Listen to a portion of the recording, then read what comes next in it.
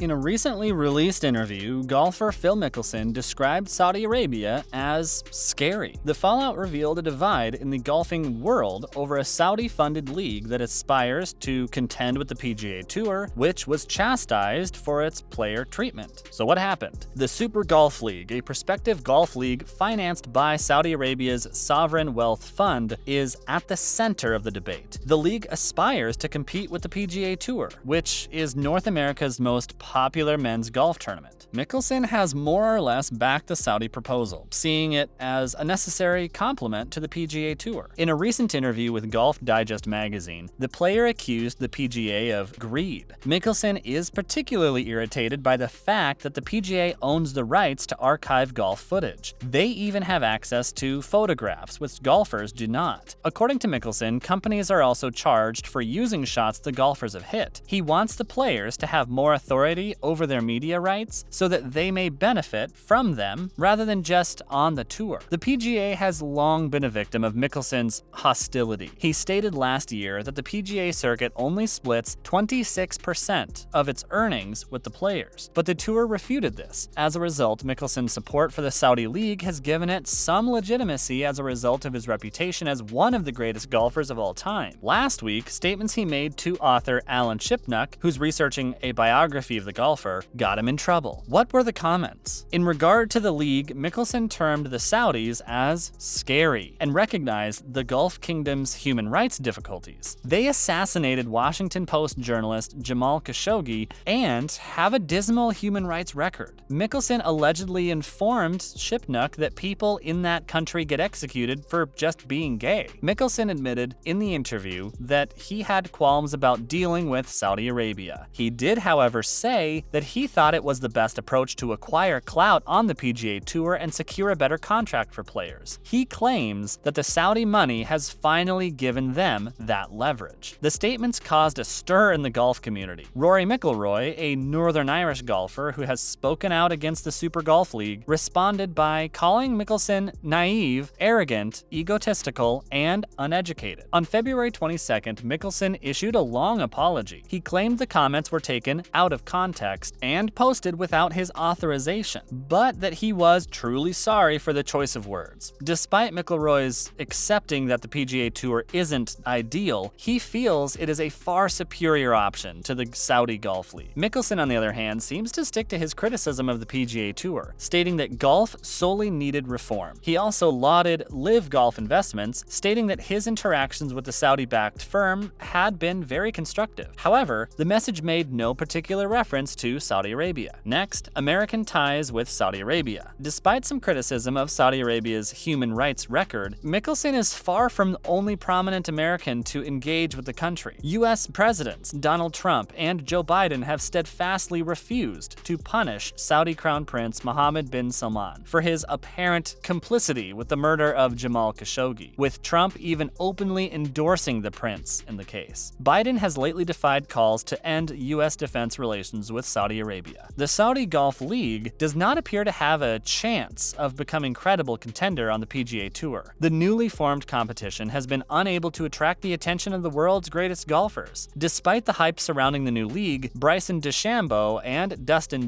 have announced that they will continue to play on the tour. Now let's talk about why it matters. Saudi Arabia is now embroiled in a significant international golf dispute in the United States. On February 20th, Dustin Johnson and Bryson DeChambeau, two American players who had been connected to the Saudi League, announced that they would remain on the PGA Tour. Mickelson's comments were leaked, which triggered their decision. The action is also a further setback for Saudi Arabia's image, which has suffered in recent years. In addition to the murder of Jamal Khashoggi, Saudi Arabia has been chastised for intervening in Yemen's civil war. The focus of much of the criticism is on Prince Mohammed. The Saudi Royal Wealth Fund, which is funding the Super Golf League, is led by the prince. Some famous personalities are still involved in the Saudi initiative. Last year, Australian golfer star Greg Norman joined the Live Golf Investments as CEO. For years, Norman has criticized the PGA Tour, notably with regard to financial transparency and limitations on players participating in non-PGA Tour events. The PGA Tour looks to have already been influenced by the Super Golf League. Some players are reportedly being offered more more than $100 million to join the league. The PGA Tour plans to provide events with guaranteed prize money in response to the danger of Saudi money. The PGA Tour, unlike so many other sports leagues, does not guarantee money to players. In response to the Saudi Arabian competition, the PGA Tour boosted its prize money last year. Next, the Saudi response. Live Golf Investments has not responded to Al Monitor's appeal for comment on the Mickelson situation. Mickelson's comments were extensively reported on the Arabic internet and social media, with some publications portraying his apologies as intended toward Saudi Arabia. Are there things the tour could improve upon? Of course, just like every other company or sports league in the world, they're all seeking to improve, just as the PGA Tour is. In terms of the Saudi Gold League's future, it has failed to get the full backing of players such as Jon Rahm, Dustin Johnson, Colin Morikawa, Bryson DeChambeau, and even Tiger Woods, and many fear it will never fully take off. Now in other golf news. A year after Tiger Woods' accident, his golf future appears brighter. While the transcripts from Tiger Woods' final 2 CBS interviews at the Genesis Invitational might appear identical if taken out of context, the footage shows a clear difference. Woods was 2 months off from his 6th back injury when he chatted with Jim Nantz a year ago. His puffy cheeks and crimson eyes armed internet trolls with explosive meme fodder as he went tentatively into the broadcast booth. His voice had a monotonous quality to it. Instead of laughter, his attempts at humor garnered sympathy. Woods was clearly in a bad place. We all know what occurred 2 days later. Woods considered himself fortunate to be alive. He's quite fortunate to have 2 legs. He's really fortunate to be able to walk again. He's insanely privileged to still be able to even play golf. Watching him play with his son Charlie in December, you'd be amazed at how only 10 months after that awful morning on February 23rd, 2021, Woods could hold a knockdown 4-iron against a right-to-left breeze. Why is Woods' presence in golf important? The Tiger hype train only needs a shove to shift into high gear, and Woods' performance in Orlando seemed to imply that. As unbelievable as it may sound, Woods would not only return to competition, but would do it soon. With each flushed iron shot and spinny pitch, it became clear that a terrible automobile accident, a limb reconstructed with pins and plates, weeks in the hospital, and months of bed rest would not be enough to keep the guy with 9 golfing lives down. However, a 2-day father-son scramble in karts on a dead flat golf course with no rough is essentially unrelated to PGA Tour level competitiveness. Tiger understands this better than anybody, having won more PGA tournaments than anyone else, and he has often stated that being able to hack it about for several days in Florida does not correlate to being good enough to compete for 4 days in Augusta. Woods will not compete until he believes he has a chance of winning. It's just how he's built. As a result, we still don't know when Woods will tee it up again with a scorecard in his back pocket. It was genuinely difficult to tell last week in Los Angeles if Woods was legitimately upset with his present circumstances. And we have no reason to question him given his fanatical work ethic and unquenchable thirst for competition. He strode into his news conference with barely a limp. In stark contrast to a year ago, he appeared to be in good shape. His Saturday interview on CBS, where he declined to provide any recovery information, still lit up the whole thing with his smile. Next, Woods is the GOAT, and golfers love him. Woods spoke perfectly and confidently before delivering the trophy to Joaquin Niemann, who had won by a hair's length. He never expected Woods to be there since he believed it was a once-in-a-lifetime opportunity for the golf world. The Tiger was present, and he was content, which made everyone happy. That is the impression of Woods. In every room he comes into, he commands attention. Even if the room is packed with millionaires and Super Bowl MVPs, when Tiger Woods walks in, necks snap and eyes lock. He is the epitome of the expression bigger than life. Such renowned personalities tend to have parasocial interaction with the broader populace. Their activities have a significant impact on our lives. That's why seeing Tiger in such bad form last year was such a heartbreaker. That's why watching him at his best last week felt like receiving a warm hug. Thanks for sticking around until the end of the video. If you enjoy our content, please smash that like button, share, and subscribe to our channel for more videos just like this.